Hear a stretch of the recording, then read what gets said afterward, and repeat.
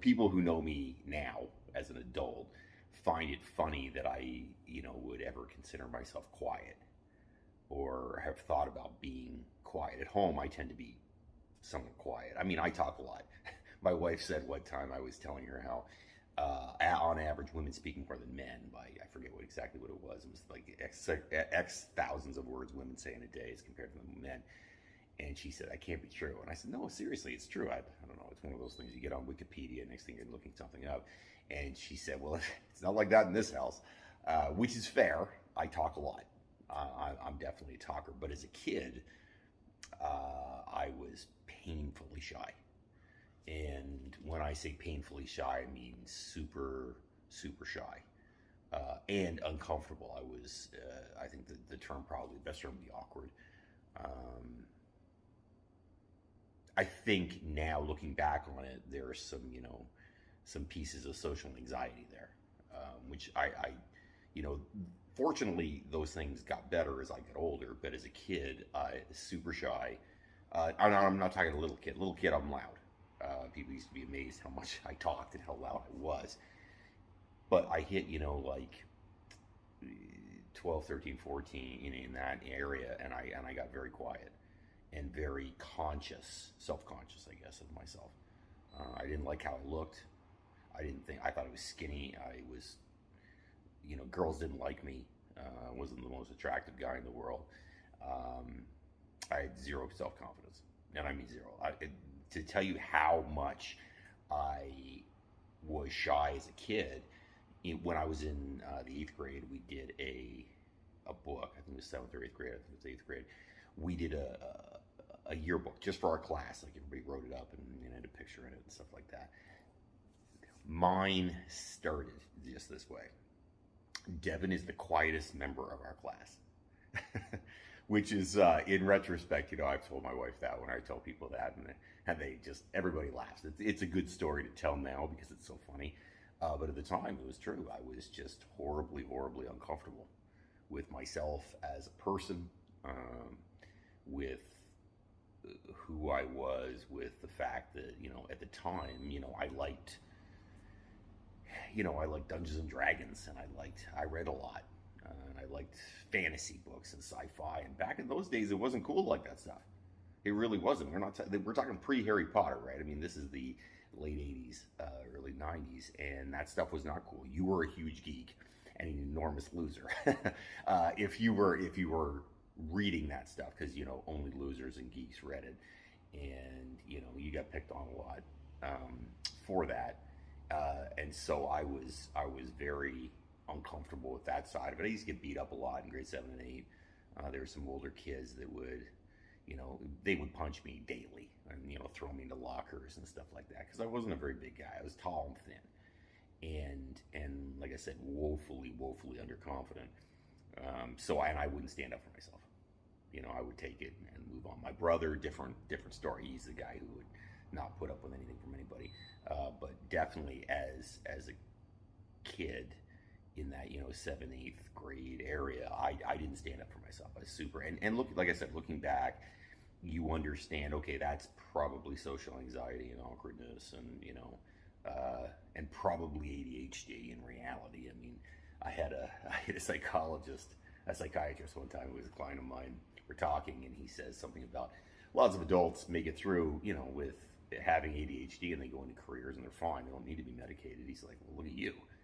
I was like, "What the hell are you talking about?" And I remember he sent me this one sheet on things to look for if you think you might be have ADHD as an adult. And I don't know, there were like 15 things on the list, and every one of them, it was like somebody was reading me. That was all me right there. So obviously, I probably had undiagnosed ADHD. I don't take medication. I'm fine. As far as I'm concerned, I always like to joke that I don't suffer with ADHD. I enjoy ADHD. I like a lot of things going on. But you know what? Those are things that I understand a little bit. On the depression side of it, I don't know if I was depressed exactly. I don't think I was depressed. I was down a lot. I may have been. Who knows? Nowadays, they probably medicate the heck out of me and say, "Oh, you're depressed." But that was about the time frame, grade 7 and 8, leading into grade 9, for me that I started exercising, and that changed my entire life. Changed everything about me, how I looked at myself, how I felt about myself, what I thought internally. Because even now I struggle with it a little bit, but negative thoughts can come back on me, and they do perpetuate. I tend to dwell on things. If it's good, I dwell on it. If I like something, I dwell on it. I'm all in. You know what I mean? I'm that guy. I'm like 150% into this, and I can't pull myself away. I won't stop. It just 100 miles an hour right at that thing. That's just always been my personality. So that's probably I guess that's probably OCD in some way. Who knows? I mean, I'm just listing off stuff at this point. But those are things that in the 80s they didn't talk about with kids. Anxiety was not a word I don't think I ever really learned until I was older. I mean, I knew what it meant. I knew the word was anxiety, what anxiety meant, but I didn't, think of it as having anxiety or being depressed. I mean, my mom suffered with some depression problems, and we're talking, premenopausal depression problems, which was hard for her, and she was a very upbeat person. My mom, there was nothing my mom couldn't do. Her attitude was, you have a problem, get up and get going. Like she didn't take a no for an answer ever. There's nobody tougher than my mom. I mean, I'm pig-headed, and I will go to the end of the days, and I don't stop, and I don't care. Like, it just doesn't matter. I'm like, if I pick something, I'm doing it. Where that comes from is my mom, and she taught us young that you don't give up, you don't stop, ever. You don't quit, because if you quit, we don't quit. She used to say, you need to have stick-to-itness. You need to have stick-to-itness, Devin. And I remember that and think about that all the time. God bless my mom. She knew her stuff, and she knew how to get into my head and make me think, I'm not stopping. I got to have that stick-to-itness. But it is funny to think. I often think about the fact that as a kid, what you think about yourself and what other people perceive you, and this is in reality too.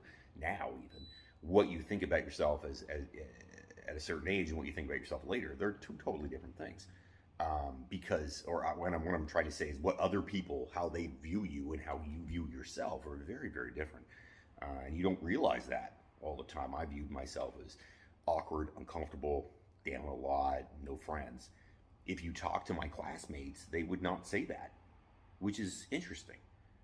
And it shows that sometimes, I can get in my own head. I think everybody can. I don't think I'm special.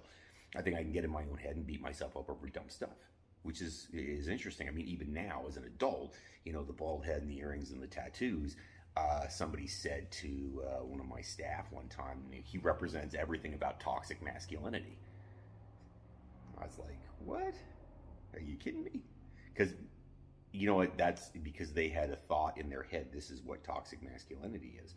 Now, who I am is very different than toxic masculinity, right? I love, love my kids. I tend to be a very supportive person. I'm pretty kind. I'm upbeat a lot. The last thing I would ever be is, I don't know, toxically masculine. I may look the part, but that doesn't necessarily mean you are the part.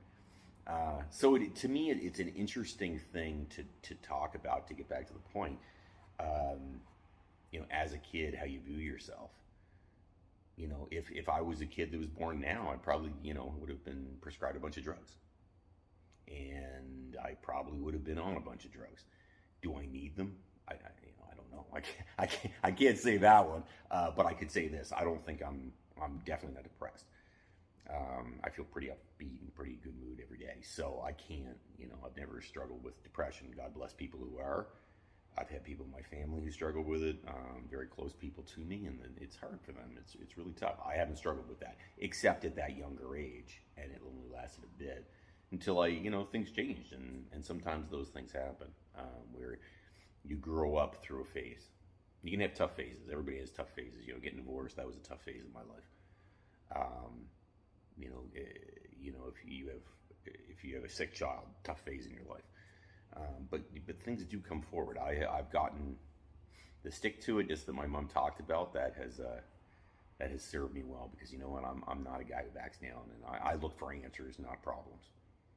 That's what I tend to do. If there's a problem, I want to fix it. I'm a fixer.